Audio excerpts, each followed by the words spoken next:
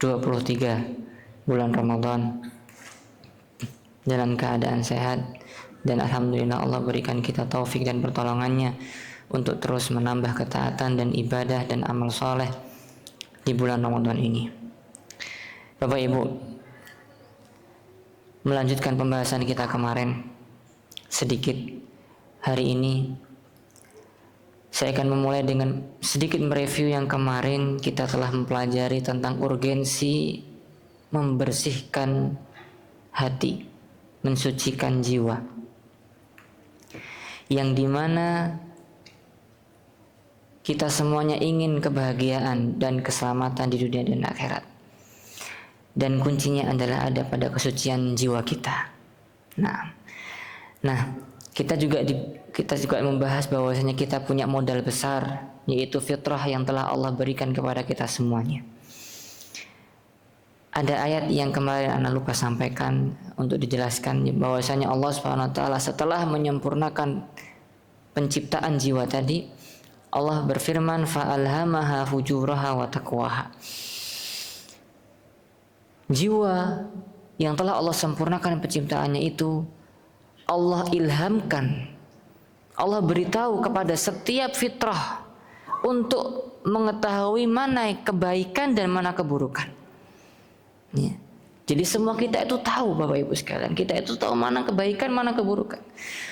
Qad aflaha man zakkaha wa qad khaba man dasaha. Ada orang yang milih untuk mensucikan jiwanya, maka dia akan beruntung, dan ada orang yang milih untuk mengotori jiwanya, maka dia akan merugi.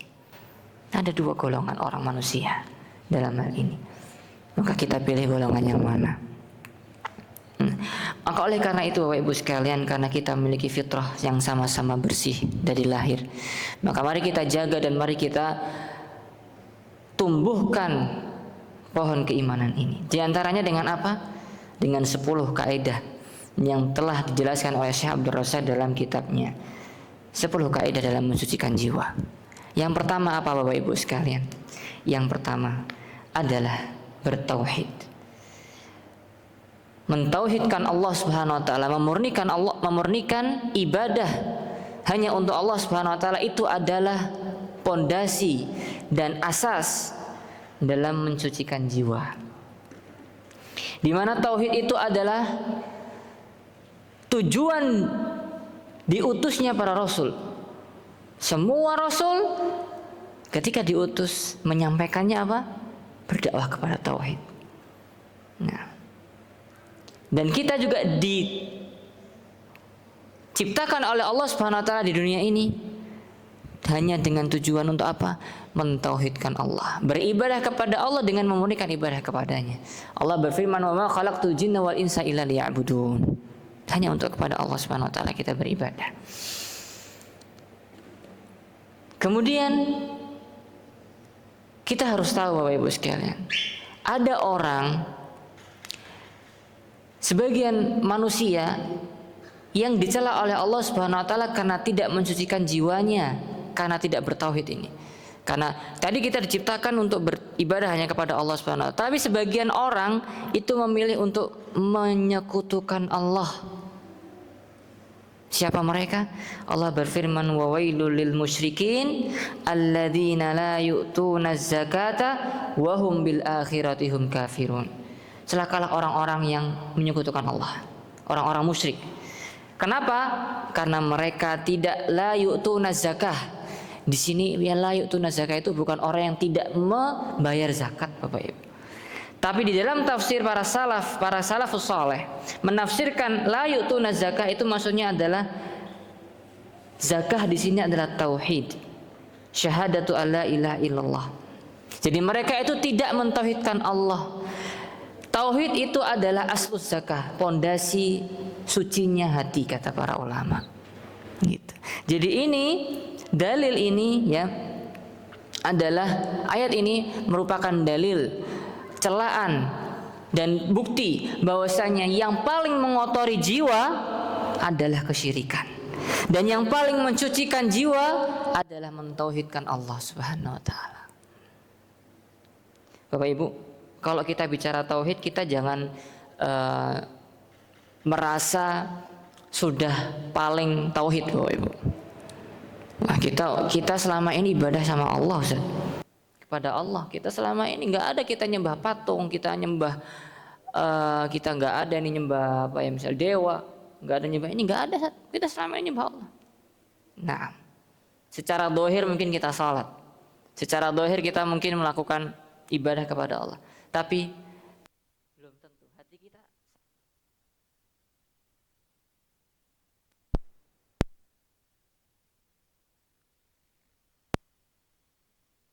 selama ini kita ini dan itu, benar nggak semuanya itu murni karena Allah, atau ada sedikit untuk pujian manusia, sedikit keinginan untuk balasan dari manusia, ingin dibalas kebaikan kita, ingin dianggap masya Allah, ingin dianggap wah, ingin dilihat, maka ini syirik kita ya. Tauhid kita ini sudah tercoreng dengan adanya hal seperti itu. Itu juga sudah ada namanya syirik kecil Bapak Ibu sekalian, riya namanya. Hanya sedikit kita ingin dilihat orang, sedikit ada perasaan ingin dibalas manusia, tauhid kita udah tercoreng. Nah, tauhid ini adalah benar-benar tujuan kita hidup di dunia ini. Mari kita benar-benar nih perhatikan hati kita. Sudahkah murni hati kita ini hanya untuk Allah? Ataukah masih ada noda-noda syirik kecil atau bahkan syirik besar? Naudzubillah min dzalik.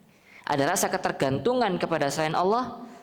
Nah, ini yang perlu kita murnikan hati kita, sucikan jiwa kita dengan tauhid. Yang kedua Bapak Ibu sekalian, cara kedua atau kaidah kedua kita dalam mensucikan jiwa, dalam membersihkan hati itu adalah dengan berdoa. Kata Syekh Abdul Razak hafizahullah, ad-du'a'u miftahu zakatin nufus. Doa itu adalah kunci kesucian jiwa. Dia adalah apa ya? Iya, pintu pertama kita. Kalau orang mau masuk masjid, masuk rumah, kita harus masuk lewat pintu kan. Nah, sebelum masuk ini kita buka kunci. Nah, ini adalah pertama kita bisa dapat kesucian jiwa itu adalah dengan doa. Kenapa? Kok dinamakan kunci? Nabi Muhammad SAW pernah bersabda, "Laisa syai'un akrama 'ala Allah Ta'ala minad du'a." Tidak ada sesuatu yang paling mulia di sisi Allah Subhanahu wa taala daripada doa. Nah, hadis ini diriwayatkan oleh Imam Tirmidzi dan Ibnu Majah dengan dihasankan oleh Syekh Albani. Oke, Bapak Ibu sekalian, kenapa doa itu adalah paling mulia di sisi Allah? Ya, ibadah yang paling afdol kalau kata Syekh di sini, para penulis di sini, di sisi Allah Subhanahu wa taala. Kenapa? Karena Bapak Ibu sekalian, ketika kita berdoa kepada Allah Subhanahu wa taala, kita merendahkan diri, menghambakan diri, merasa lemah, merasa miskin, merasa tidak mampu, menghinakan diri dan mengakui bahwasanya Allah yang maha kuasa, Allah yang maha mampu mendengarkan doa, Allah yang maha mampu mengijabahi doa-doa kita, Allah maha kaya. Itu yang ada perasaan itu adalah amalan hati yang kita tampakkan kepada Allah tatkala kita berdoa. Kecuali ketika kita berdoa, kita tidak menghadirkan hati, yang penting kita Rabbana atina fid dunya hasanah wa fil akhirah. Enggak maknai artinya, kecuali itu. Doa yang diijabahi adalah doa yang keluar dari hati yang tidak lalai, kata Rasulullah. La yustajabu du'a min qalbin ghafilin lahin, kata Nabi Muhammad SAW. Tidak diijabahi doa seseorang itu ketika hatinya lalai dan dia tidak pahami apa yang dia doakan. Nah, kita selama ini berdoa paham nggak apa yang kita doakan? Nah, Bapak Ibu sekalian, kita ketika berdoa itu tadi menghambakan diri, merasa lemah. Dan ketika kita tahu bahwasanya semua kebaikan itu di sisi Allah, dan kita tidak bisa memenuhinya kecuali dengan Allah Subhanahu wa taala yang berikan kepada kita, maka kita akan yakin caranya kita bisa dapat itu adalah dengan berdoa. Nah, berarti doa itu adalah kunci pertama kita mendapatkan kebaikan. Termasuk adalah hidayah, iman, kesucian jiwa yang sedang kita bahas ini. Kita nggak bisa dapat ini semua, dan ini semua hanya di tangan Allah. Kita hanya bisa mendapatkan dari Allah Subhanahu wa taala, maka kita akan mengakui, kita akan lakukan itu doa. Maka doa adalah kunci kebaikan, Bapak Ibu sekalian. Dan Allah telah berjanji tatkala kita berdoa itu Allah akan kabulkan. Allah berfirman, wa qala rabbukum ud'uni astajib lakum. Allah berkata, ya, Rabb kalian telah berfirman, wa qala rabbukum ud'uni, berdoalah kepadaku. Apa balasannya Allah? Apa Allah bilang? Astajib lakum. Aku akan kabulkan untuk kalian. Bapak Ibu, hukum asalnya doa kita itu akan dikabulkan oleh Allah Subhanahu wa taala. Yakin. Yakinlah itu. Karena kepada siapa lagi kita minta kalau bukan kepada Allah Subhanahu wa taala. Hanya Allah yang bisa mengabulkan doa-doa kita. Maka tingkatkan keyakinan kita kepada Allah bahwasanya Allah akan mengabulkan doa-doa kita. Jangan sampai ada perasaan, mana sih Allah kabulkannya dengan mengabulkan doa, kok enggak kunjung-kunjung terkabul. Ini namanya istijah.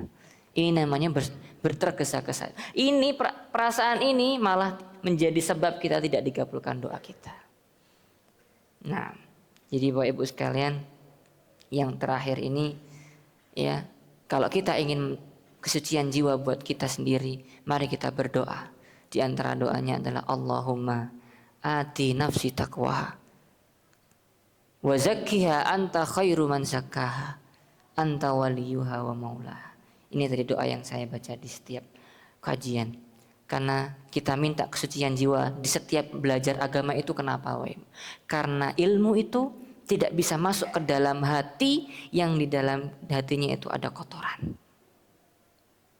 Kalau hatinya kotor, maka ilmu itu nggak mau masuk, nggak mau menetap. Nah, kotoran hati itu dosa dan maksiat dan termasuk kesyirikan tadi.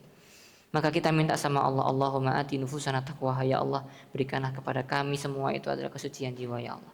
Wa zakkiha anta khairu man zakka, dan sucikan jiwa tersebut, ya Allah. Engkau adalah sebaik-sebaik mensucikan jiwa.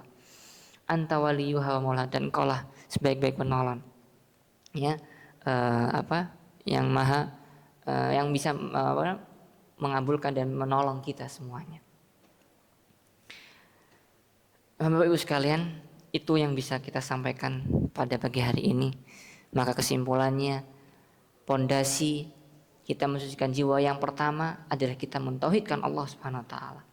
Dan yang kedua, kita mulai dari dalam diri kita ingin kesucian jiwa itu dengan kita berdoa kepada Allah Subhanahu wa taala dan memperbanyak doa, termasuk adalah doa yang kita tadi panjatkan untuk meminta kepada Allah kesucian jiwa.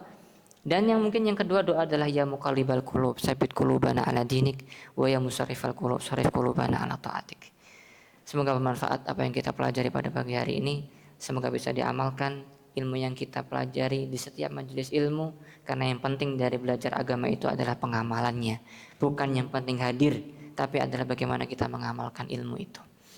Semoga bermanfaat. Wassalamualaikum warahmatullahi wabarakatuh. Subhanakallah wa bihamdika asyhadu an la ilaha illa anta astaghfiruka wa atubu ilaik. Assalamualaikum warahmatullahi wabarakatuh.